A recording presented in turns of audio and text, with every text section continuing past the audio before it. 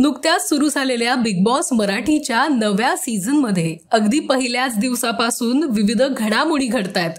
वाद, मैत्री, प्रेम अशा विविध गोष्टी पाहायला मिळतात. तेव्हा मंडळी, जाणून घेऊयात बिग बॉस मराठीच्या घरातली आजची खबरबात. बिग बॉस मराठीच्या घरात आलेल्या सदस्यांमध्ये अगदीच पहिल्याच दिवसापासून वाद रंगायला सुरुवात झालीय. अजून या सदस्यांमध्ये नाती तयार होत असतानाच घरात वाद वाढू लागलेत. आता बिग बॉस म्हटलं तर भांड्याला भांड लागणारच ना. तर यंदा बिग बॉस मराठीच्या घरात नायिका वर्सेस खलनायिका हा वाद पाहायला मिळतोय. अभिनेत्री योगिता चव्हाण आणि खलनायिका म्हणून प्रसिद्ध असलेली जान्हवी किल्लेकर या दोघींमध्ये टास्क दरम्यान वाद झालाय. जीव माझा गुंतला या मालिकेतून योगिता घराघरात पोहोचली, तर भाग्य दिले तुम्हाला या मालिकेतून जान्हवीचा खलनायकी अंदाज पाहायला मिळाला होता. बिग बॉस मराठीच्या घरात पहिलं नॉमिनेशन कार्य आता पार पडतंय. बिग बॉसनी दिलेल्या आदेशाप्रमाणे सदस्यांना नॉमिनेशन टास्क देण्यात आला. यावेळी ज्यांची स्वतःची अशी स्ट्रॅटेजी नाहीये आणि जे दुसऱ्यांच्या आधाराने पुढे जाण्याचा प्रयत्न करतायत अशा सदस्यांना नॉमिनेट करण्याचे आदेश बिग बॉसने दिलेत आणि यानुसार सदस्यांनी इतर सदस्यांना नॉमिनेट करण्यास सुरुवात केली.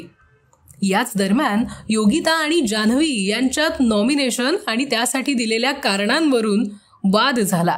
या दोघींमध्ये वादाची ठिणगी पडली. योगिताने दिलेलं नॉमिनेशनचं कारण जान्हवीला खटकलं आणि म्हणूनच तिने योगिताला जाब विचारला. शिवाय तिचा मूर्ख असा उल्लेख केला. योगिताने शांतपणे यावर प्रतिक्रिया देण्याचा प्रयत्न केला, पण हा संवाद वेगळ्या दिशेला गेला आणि त्याचं वादात रूपांतर झालं. एकाच वाहिनीवरील लोकप्रिय मालिकांमध्ये झळकलेल्या या अभिनेत्रींचं भांडण सध्या चर्चेचा विषय ठरतोय. दोघींचा हा वाद नेमकं काय वळण घेतंय हे यंदाच्या भागात पाहायला मिळेल. तेव्हा आजच्या भागात बिग बॉस मराठीच्या घरात कोण कोण नॉमिनेट होणार आहे हे पाहणं महत्त्वाचं ठरेल.